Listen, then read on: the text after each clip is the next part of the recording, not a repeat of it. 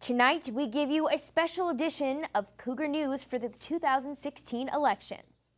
We'll be giving you a look at all of the races and ballot measures that you'll be voting for on Tuesday. And join us election night as we give a live results broadcast. This special edition of Cougar News starts now.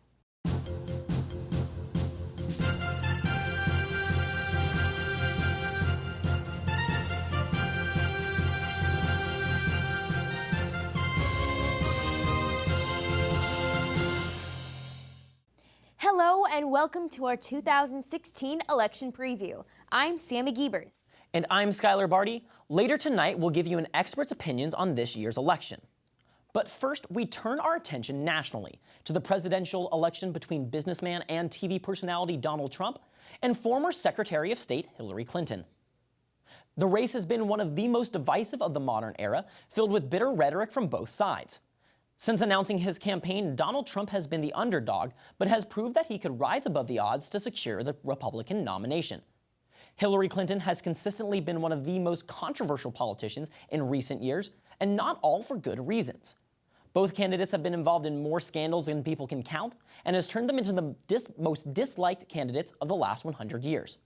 With a few key states now turning into swing states, the race has become more in favor of Clinton as we move into the final stretch. The 25th congressional district race has been a heated one, with candidates receiving endorsements from major political figures. This is the first time in at least a decade that a Democrat has a chance at winning the House seat.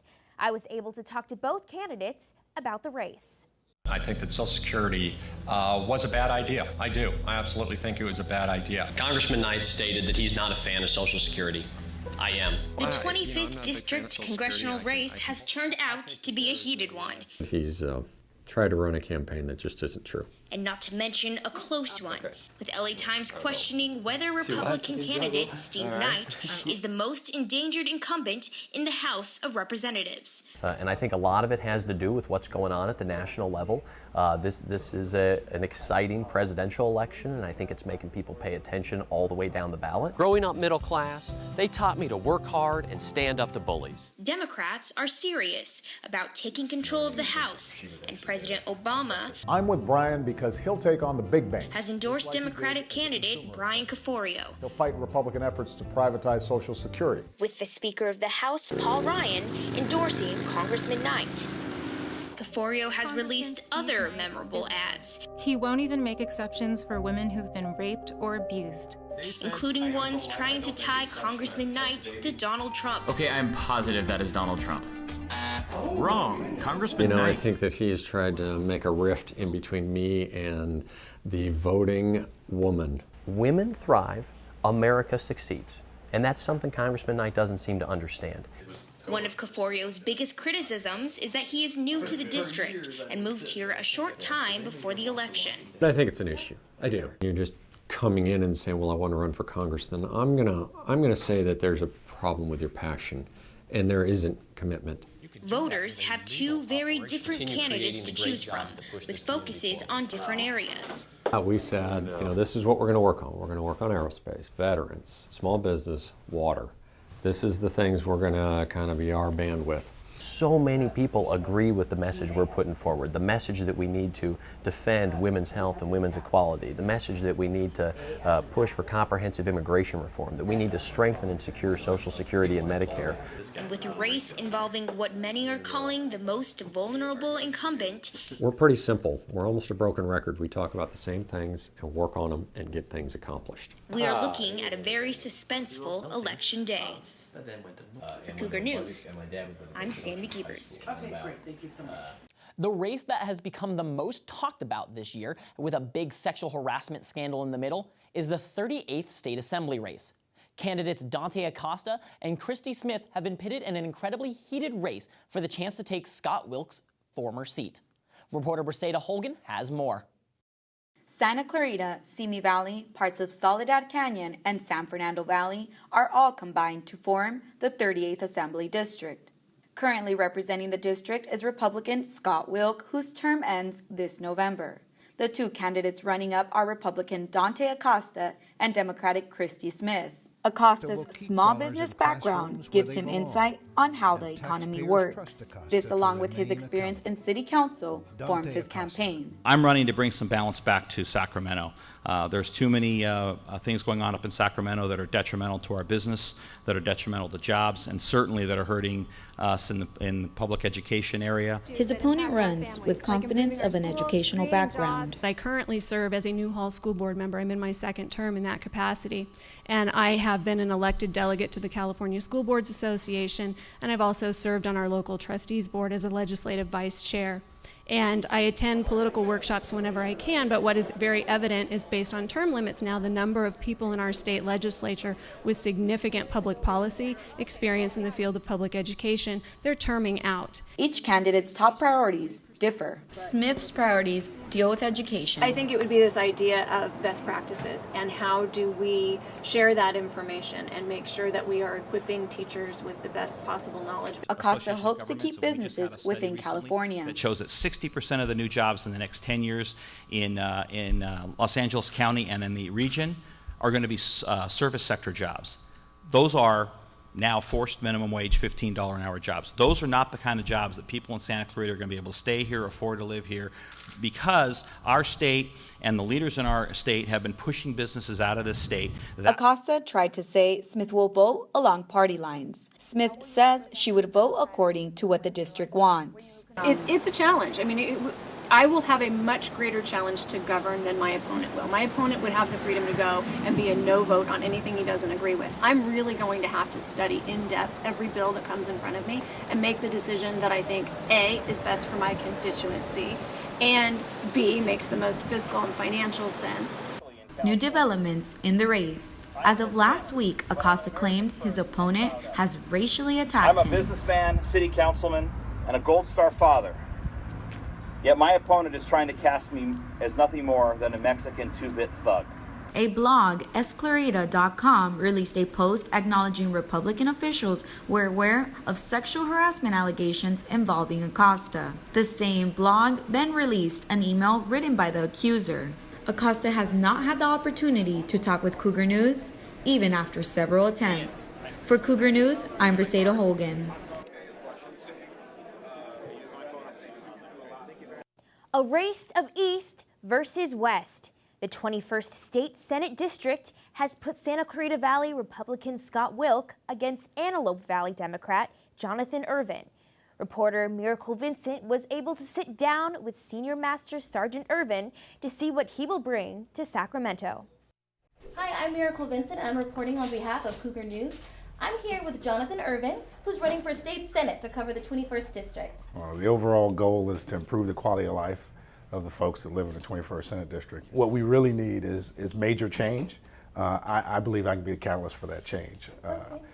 Create local mortgage-paying jobs, investment in infrastructure, and ensuring that we have the capability to get the resources here to improve our roads. The high desert corridor is important, and potentially a four-year university. We don't want the corporate interests being able to influence the people's vote, and I think that's one of the issues. My private sector experience is actually really important for helping set the environment to create mortgage-paying jobs. Because what we need is a diversification of our economy. We can't just depend on defense spending to ensure that our economy is strong. We need to get a diverse plethora of mortgage-paying jobs. We can't just rely on defense. Ensuring our schools are fully funded is absolutely critical to ensuring that not only do we have an educated workforce, but that we have industry looking at this is a place we want to live.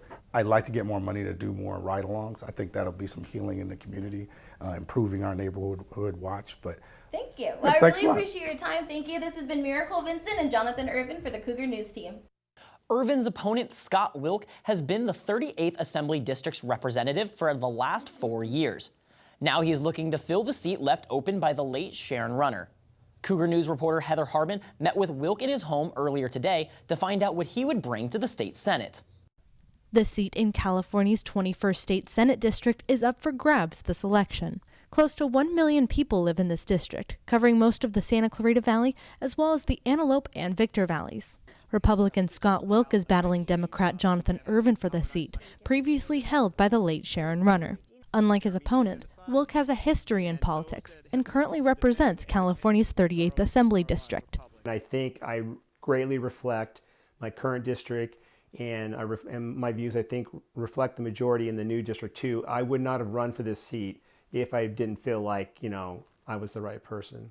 Some of the issues Wilk wants to tackle include job creation, energy policies, education, and transportation. A couple things I plan to work on. First of all, I have a great bill that's going to be a backup plan for the Cemex mine if the BLM decides to go forward with it. My bill will guarantee that we're going to have public input, which hopefully makes it economically unviable.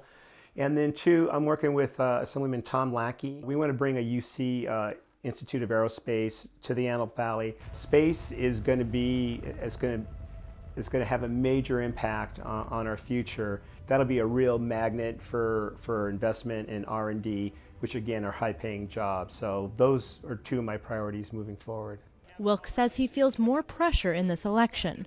A loss for the Republicans will further alter the balance of power in favor of Democrats in the state Senate. The majority opinion in the legislature currently is progressive. So they want higher taxes, they want more, they want to regulate every aspect of your life. And I stand counter to that. I always come in with the attitude, let's try to get to yes. And if I can get to yes, I will. And because of that attitude and the relationships and trust I've built with colleagues on the other side of the aisle, again, I've been able to deliver. Reporting for Cougar News, I'm Heather Harbin. For the first time, our city council is having its election in November. This has changed how the voting may turn out for the 11 candidates running. Reporters Sade Easterling and Jacqueline Barrientos were able to give us a quick look at the first 5 candidates to file for the election. As your council member, I would work tirelessly to provide workable solutions for our everyday problems. I ask you to join me on a path to success.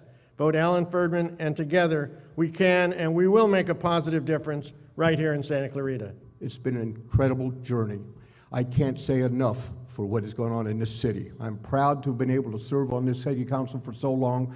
I have not been a hands-on or a person who's sat on my hands. I've been a person that has been working very, very hard, and I shall continue to do that. It's important that we have at least one member of the city council who can offer the perspective of a majority of the residents in this city. I'm the only candidate, not just here, but all 11 candidates, and even including the current city council members who have kids in elementary school or even junior high school.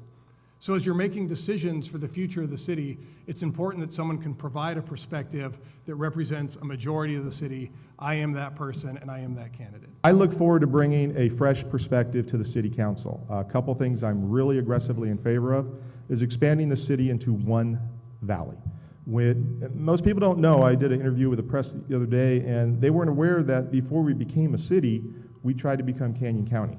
And the idea was, prior to cityhood, is become one city and control everything inside what are now our limits and outside our limits. So if elected, that'll be a top priority. You're there to solve problems. And I am a great believer in consensus decision making.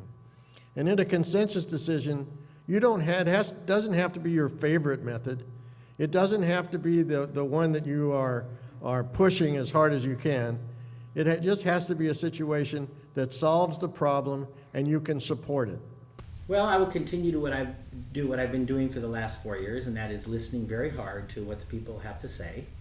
And then all the issues that come before me, I study them. I study them very, very hard. I do all the reading so that I know everything I'm talking about.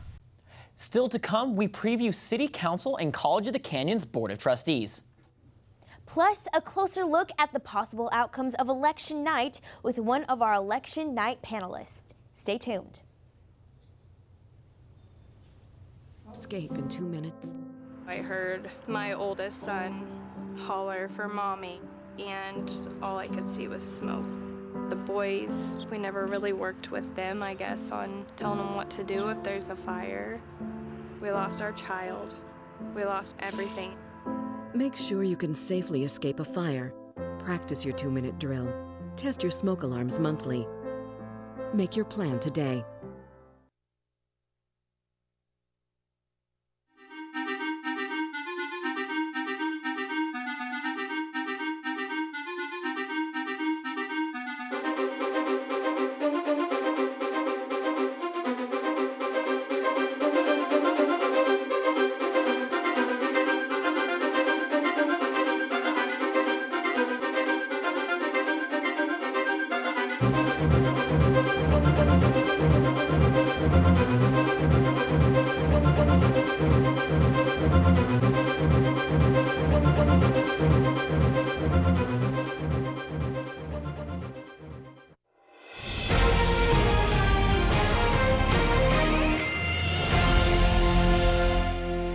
watching Cougar News.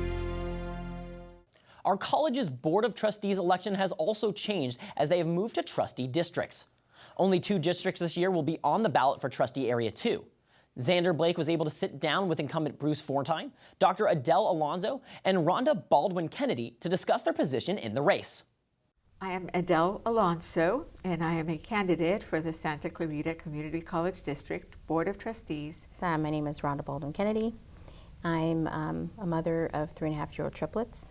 I am Bruce Fortine, and I'm president of the Board of Trustees of College of the Canyons. I've actually noticed around the campus, there's a lot of issues for students like with disabilities, like them trying to access things. I've noticed there's ramps going places where they cannot reach. We need to take care of our students, and that includes the disabled students on campus.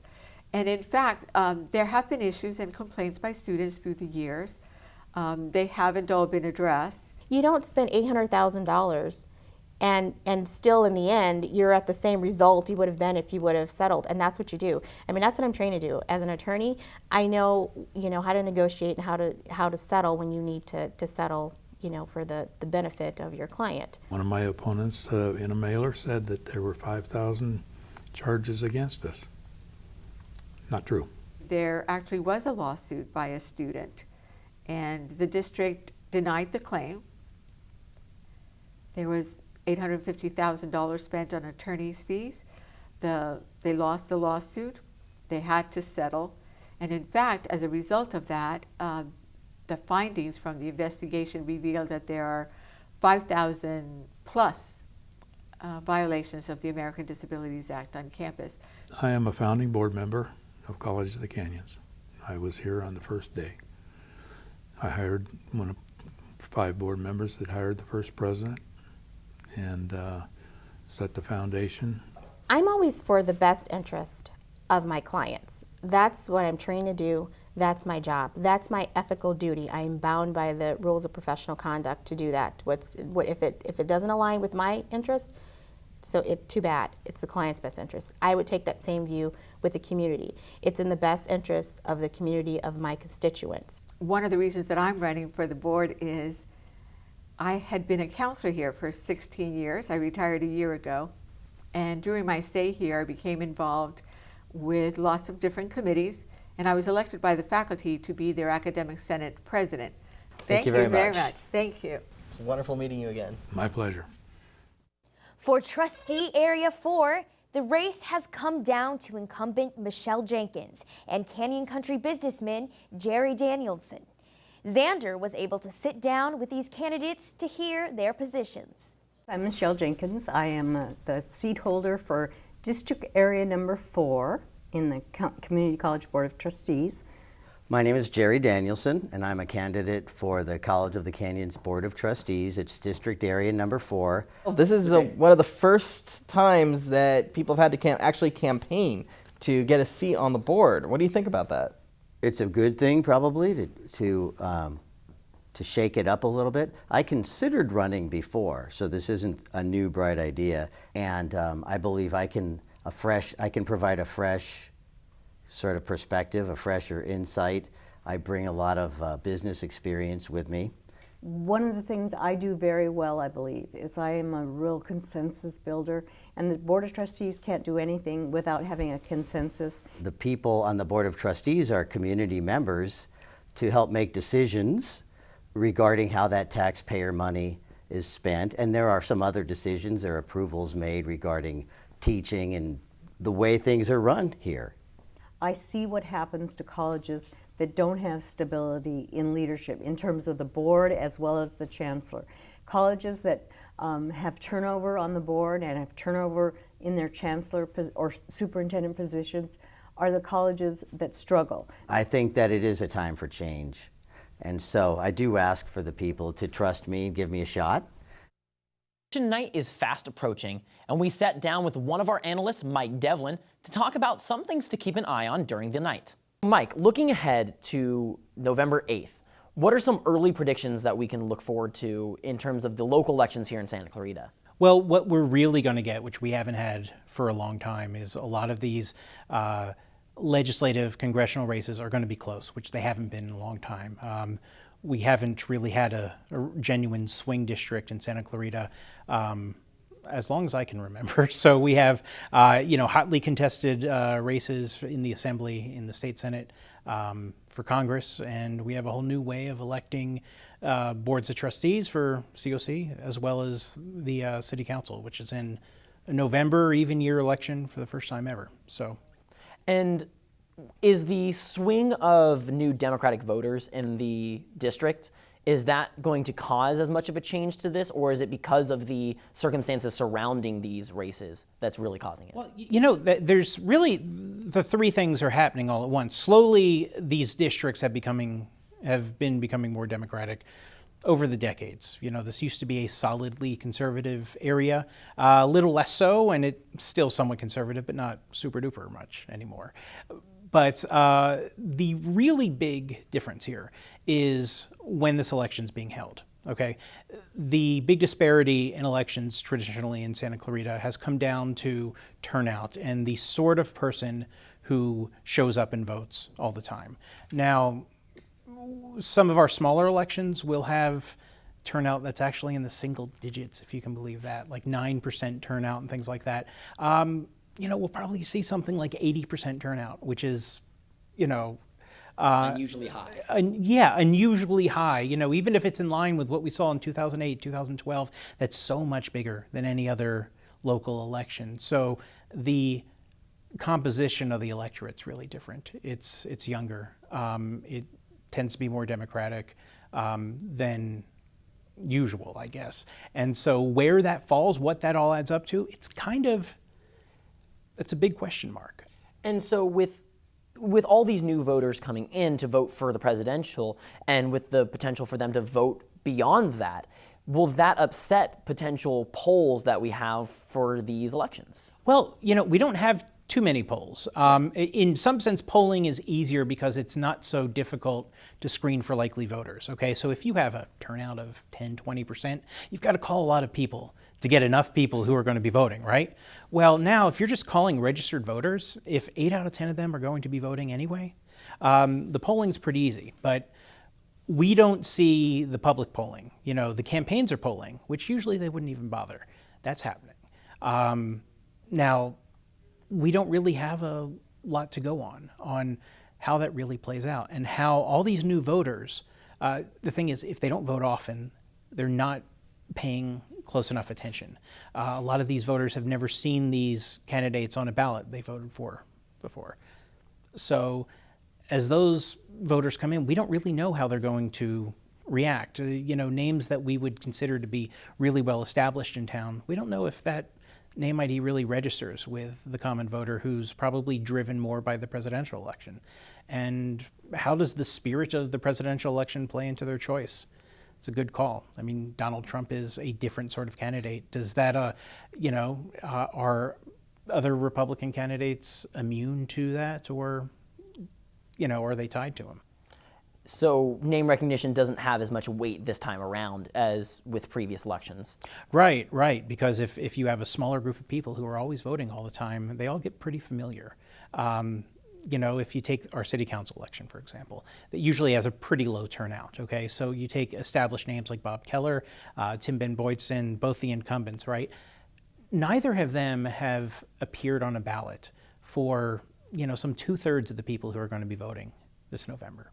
Right. Okay, so we don't really know what their familiarity is with them, where that's a really bankable thing in most elections. Right. It's kind of up in the air. So a lot of that has to do with how well they've campaigned. But then that becomes difficult because they've got to reach so many more people and they don't have the money to do that. So it's going to be fun to see. This is going to be the basis. This election is going to be the basis by which a lot of, especially presidential year elections, will be judged in Santa Clarita. This is really the template, the first election we've had with genuine swing districts, city council elections, and now because of state law, everything has to be on even years. So, the Hart School District is now going to be on even years, and, the other school districts that are still on odd years, they all have to follow. So this is the template for all the ones to come. We're breaking new ground. So really fast, what is the races that you would say are the most interesting to watch coming this election day? Oh, absolutely. I think the two most interesting are the congressional race, 25th congressional incumbent Steve Knight,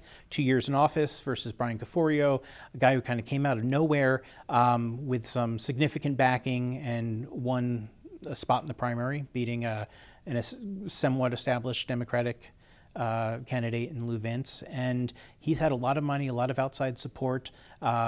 Money has come into this election like we've never seen before. So if those people who are at home, they're getting the mail, it's hard to separate out the regular mail from the political mail. Parties are throwing a lot of money into this because they have the polling. We don't know what that polling is, but if they're going to spend a couple $1 million on a race, it's because they think they've got a shot and they can do something with it. And so you have, these two campaigns that are really clashing. And it's interesting because, and we could go on forever about this, so we won't. 2 years ago, this was a Republican versus a Republican. A Democrat couldn't get through the primary. And now this is supposedly the, most vulnerable Republican in all of California, and one of the most targeted and moneyed congressional elections in the whole country. So that's going to be an interesting one to watch. Big contrast in styles between those two candidates. The other one, I think, 38th Assembly race, that one's wide open because of our current 38th Assemblyman Scott Wilk is running for the 21st Senate, 21st State Senate. 27th includes some in Newhall and Valencia, but 21st, most of the Santa Clarita Valley, Antelope Valley, Victor Valley. Scott Wilk is running for that, leaving his assembly seat open.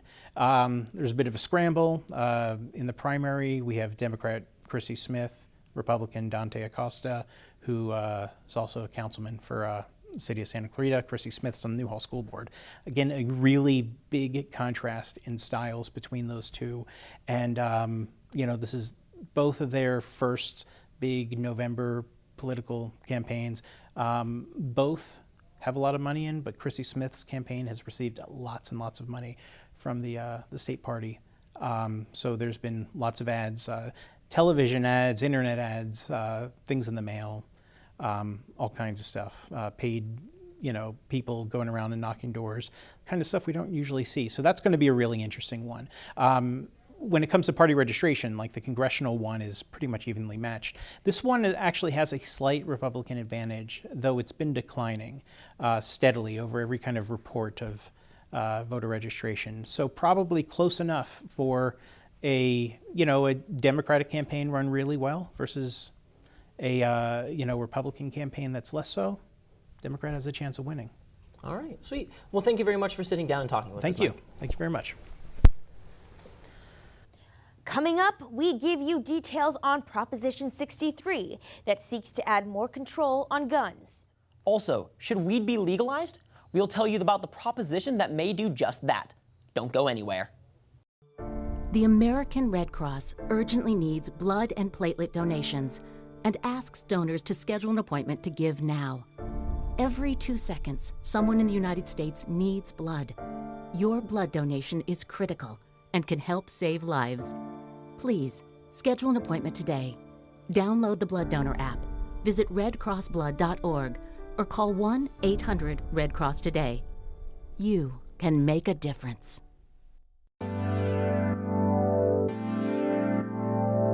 They've been very caring. They care about every single student that's in the class. Yeah, everyone seems to be pretty friendly with each other. No one's really afraid to ask each other for help. Working with other people, not being ornery, actually, listening to what people say, collaborating with them to create a really good product. It's great to use the same stuff the pros use, especially at a community college. Hopefully we give them a pathway to have their creativity showcased. I've gotten a great education. I love the access to equipment. I've made lifelong friendships. I have great teachers.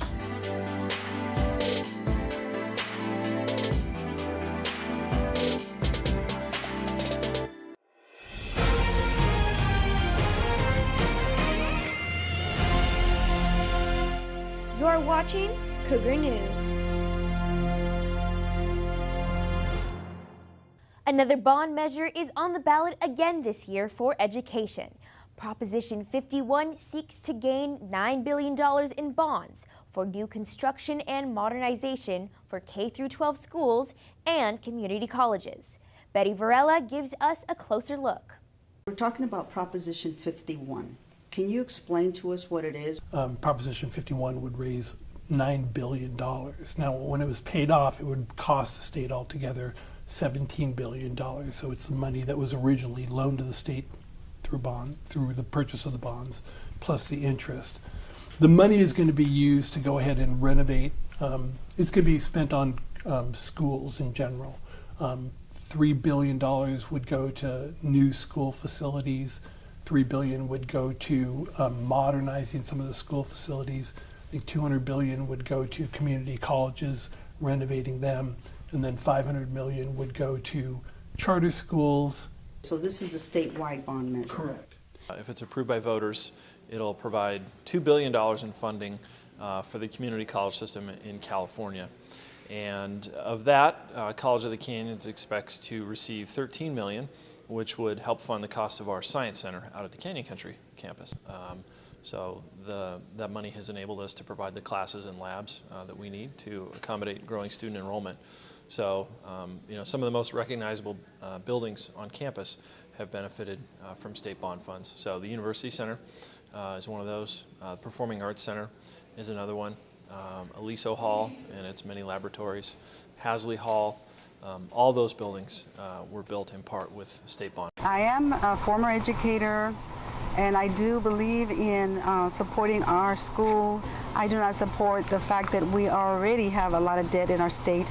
Because of that, I am really opposing Proposition 51. Higher taxes have always been a subject of much debate.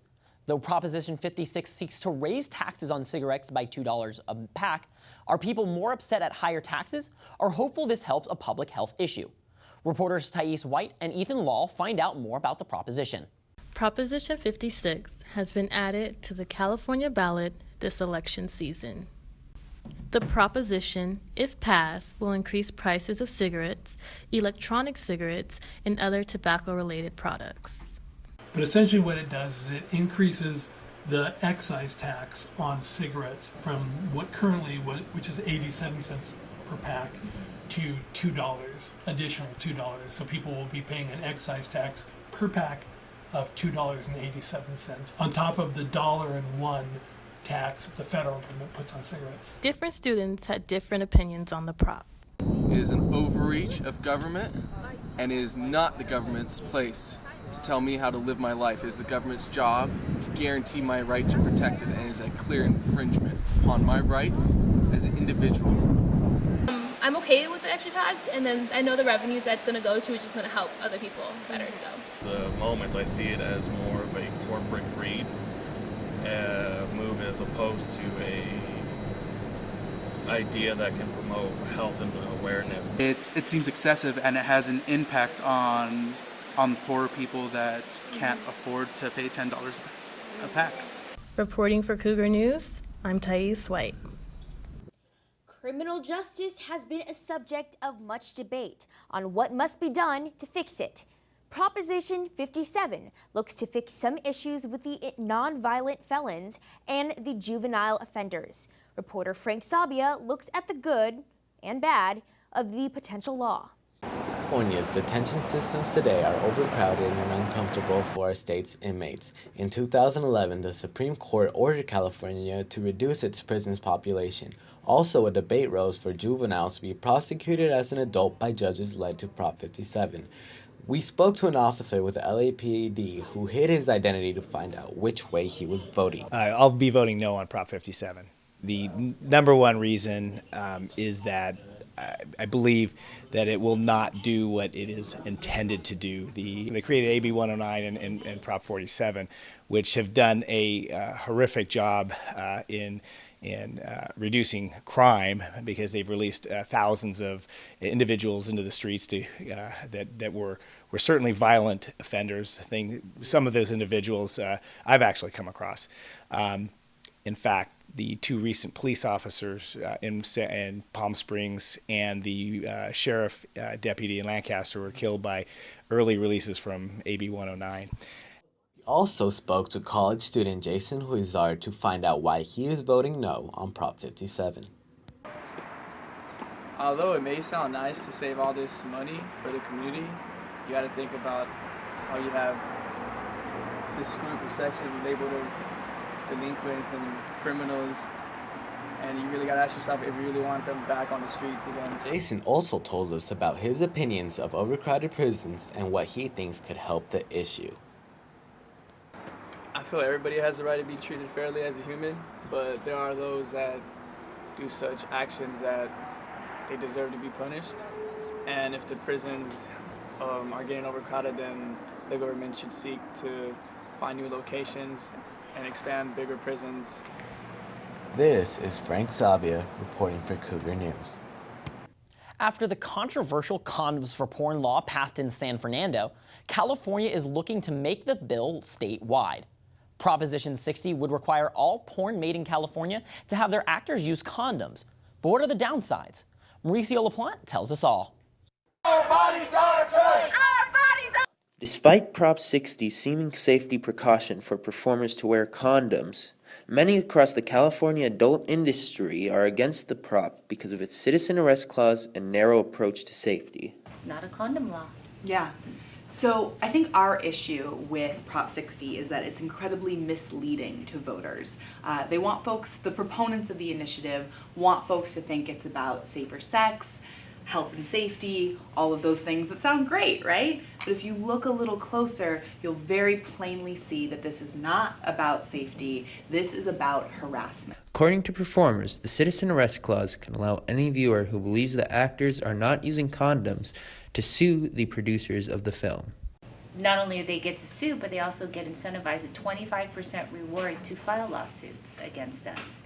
Now, you'll read it and you'll say, well, the performers are exempt, it says right here. But if you go a couple lines further, you'll see where it says anyone with a financial incentive holds a liability to that. But proponents for the prop, like Derek Burtz and the AIDS Healthcare Foundations, argue that condom use should be mandatory to prevent the spread of STIs. All you want to do is push condom use as a sole fix when we know they break, they tear, they actually, and also, especially with what we do for a living, they actually can cause abrasions and they can cause tearing, which then opens you up to possibly more infection. At the end of the day, the adult film industry is not anti-condom, not anti-regulation.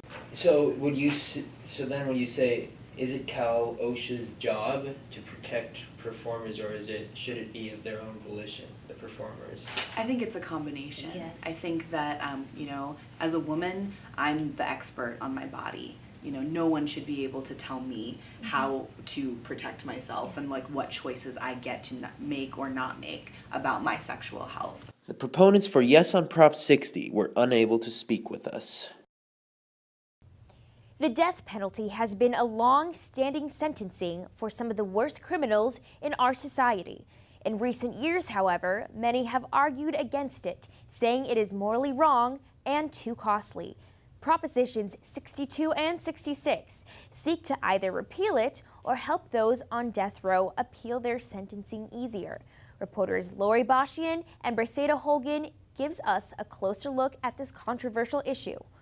While everyone remains up to date on the presidential election, the propositions on the ballot this year have gotten less attention. One issue being addressed this year is the existence and amendment of the death penalty. Proposition 62 essentially is calling to end the death penalty.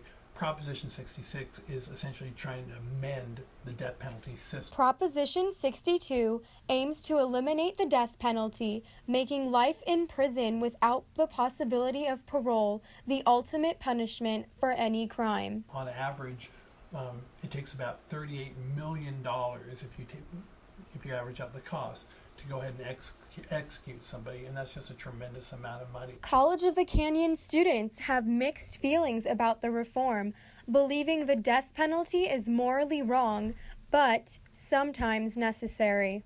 I don't know. I mean, there's a lot of factors that play a role in it, and it's just, I don't think we should live like an eye for an eye. When someone is sentenced to death, their case starts its journey through the appeals process, which can take many years. What Proposition 66 would do was it would go ahead and limit the amount of time that can take to 5 years. According to Phil Gusson, the last 6 people executed in California were on death row for 20 years before they were executed. I think if you keep the death penalty, that's definitely going to be required. It's kind of like filibustering the death penalty, which is kind of weird. For Cougar News, I'm Lori Boshan. Are guns a danger to society or a means to protect ourselves? The gun control argument remains a constant topic of discussion. Here in California, the push for more control continues in Proposition 63. That pushes for more background checks and a cap on magazine sizes. Reporters Taylor Enns and Tim Strong report. Another mass shooting, another school shooting, more preschoolers getting shot in this country every single year. One of the most controversial topics being talked about this November is the issue of gun control and Proposition 63.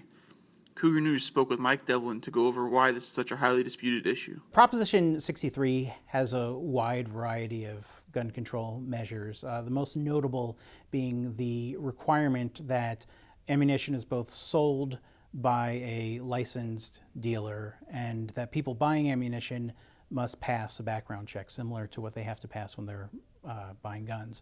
Lieutenant Governor Gavin Newsom, who developed the bill, says that California needs to be a pioneer in terms of ammunition acquisition, and Prop 63 is designed to do that. It's just curious to me we're not debating background checks on ammunition. You can't get Sudafed without using your ID, but you can buy unlimited rounds of ammunition anywhere in California because there's no licensing requirements. I believe we should treat ammunition the same way we do guns, and if we pass Prop 63, California would be the first state in the nation to do that. Attorney Tony Zanotti sat down with us to speak about the potential issues with Prop 63. He says that there is little we can do to combat criminals who are likely to acquire the weapons they need any way they can. You're going to create a class of individuals. Let me tell you right now, the cartels and the bad guys, they're not going to give up their guns. Okay, what happened in San Bernardino? I listened to the whole thing on the scanner, and they were well armed, and it was well planned, and they had an agenda. This has been going on for decades. Reporting for Cougar News, I'm Taylor Enns. Colorado and Washington were 2 of the first states to fully legalize marijuana, with varied results. California is now looking to follow them with Proposition 64. But is the new potential law everything marijuana users want? Reporters Jacob Sykes and Joshua Thomas give a closer look. Proposition 64 is the ballot measure that, if passed, will allow adults 21 years or older to own, grow, and consume marijuana. The proposition states that if you are of age, you can grow marijuana in a non-visible area that is locked from the public, carry up to 28.5 grams of marijuana flower, and 8 grams of concentrated marijuana.